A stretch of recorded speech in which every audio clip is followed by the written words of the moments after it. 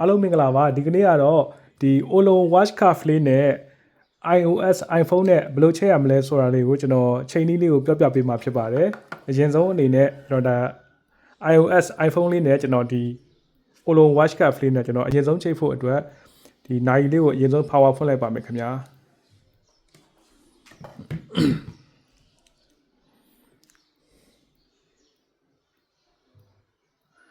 ပြီးတော့ကျတော့ဒီပေါ်မှာဆိုရင် language လေးတွေတခါတည်းရွေးလို့ရပါတယ်ခင်ဗျအင်္ဂလိပ်ပါမယ်တခြားဘာသာစကားတွေပါရင်ပေါ့နော်ကျွန်တော်ကတော့အင်္ဂလိပ်ဆိုတာလေးကိုဆက်နှိပ်လိုက်ပါမယ်ခင်ဗျ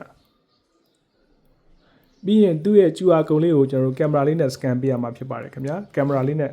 scan ဖတ်လိုက်ပါမယ်ခင်ဗျ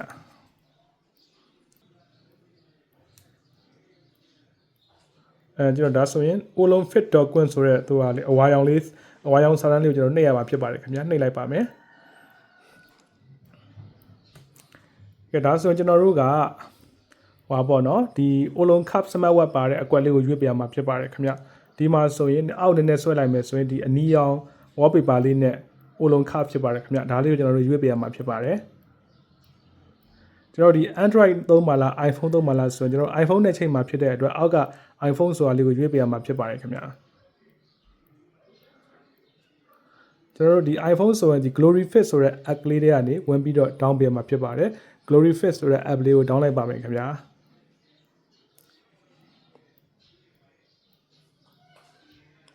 ခဏကြာပါမယ်ခင်ဗျဟုတ်ကဲ့ကျွန်တော်ဒီ Glory Fit ဆိုတဲ့ app လေး down ပြီးဆိုရင်ကျွန်တော်တို့ဒီ open ဆိုပြီးနှိပ်လိုက်ပါမယ်ခင်ဗျာ app ထဲကိုဝင်ပါမယ်ခင်ဗျာ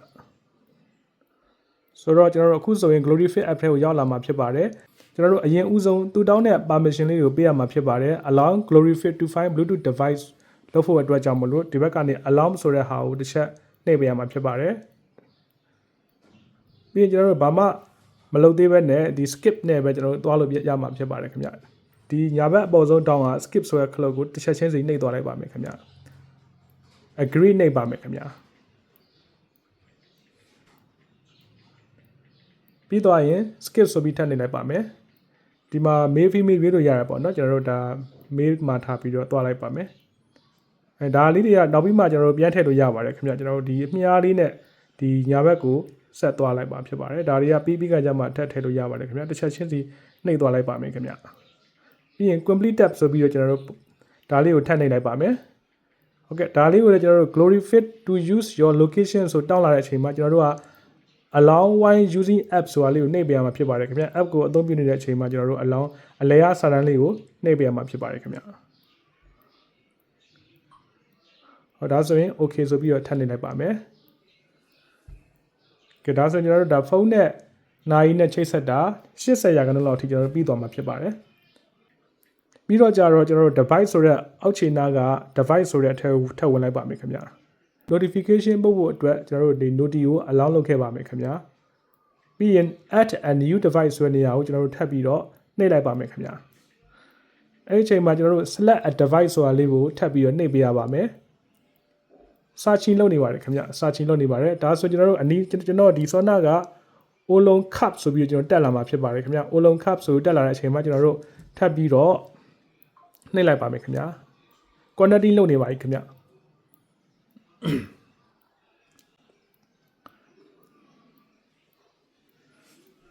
connecting လုပ်နေပါပြီခင်ဗျစက္ကန့်မှမယ်စောင့်ပြမှာဖြစ်ပါတယ်ခင်ဗျtime out ဆိုပြီးတော့သူကပြန်ပြီးပြုတ်ကျသွားတယ်เนาะကျွန်တော်တို့ပြန်ပြီးတော့ချိတ်ပေးပါမယ်ခင်ဗျာ Olong Cuff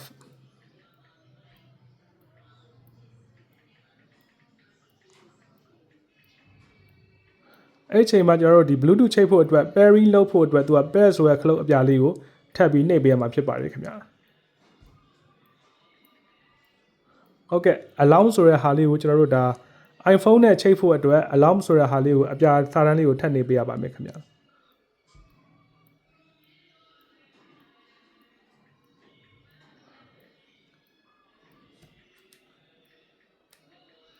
ကဲဒါဆိုရင်တော့ကျွန်တော်တို့ဒါဖုန်းနဲ့နိုင်နဲ့ချိတ်ဆက်တာအပြည့်အဝချိတ်ဆက်ပြီးသွားပြီဖြစ်ပါတယ်ခင်ဗျာဒါလေးတွေက instruction အတိုင်းပဲသူကပြထားတဲ့ဟာလေးဖြစ်ပါတယ်ခင်ဗျာဒီဖုန်းနဲ့ဒါ Bluetooth နဲ့ချိန်မချိန်ဆိုတော့ကျွန်တော်တစ်ချက်သွားစစ်လိုက်ပါမယ်ခင်ဗျာအရင်ဆုံး home ကနေပြန်ထွက်ပြလိုက်မယ် setting တွေကိုဝင်မယ်ပြီးရင်ဒီ Bluetooth တွေကိုဝင်ပြီးတော့စစ်ကြည့်ပါမယ်ခင်ဗျာ Olong Cuff ဆိုပြီးတော့ဒီမှာ ဒုတိယစာတတ်မှာ Olon Cup ID 50VE ဆိုပြီးချိတ်ဆက်နေတာဖြစ်ပါတယ်ခင်ဗျာဟိုတကယ်လို့မချိတ်ဆက်သေးဘူးဆိုရင်လည်းဒီ FX ကနေဒီသူပြောထားတဲ့အစင်တိုင်းပဲပေါ့နော်ဒီ setting တွေကနေသွားပြီးတော့ချိတ်ဆက်လို့လည်းရပါတယ်ခင်ဗျာဒါဆိုရင်ကျွန်တော်တို့တခါတည်းအချိန်နာရီပါတခါတည်းတိုက်ပြီးသားဖြစ်မှာဖြစ်ပါတယ်ခင်ဗျာဒီဖုန်းထဲမှာက3:14နာရီမှာလည်း3:14ဖြစ်ပါတယ်ခင်ဗျာဒါ3:14ပေါ့နော်အချိန်လည်းတခါတည်းတိုက်ပြီးသားဖြစ်မှာဖြစ်ပါတယ်ခင်ဗျာသူထဲမှာဆိုရင် sport activity တွေအများကြီးပါဖြစ်ပါတယ်ခင်ဗျာ outdoor running တွေ outdoor cycle တွေဒီ jump rope တွေ badminton အကုန်လုံး sport activity တွေအများကြီးပါမှာဖြစ်ပါတယ်ခင်ဗျာ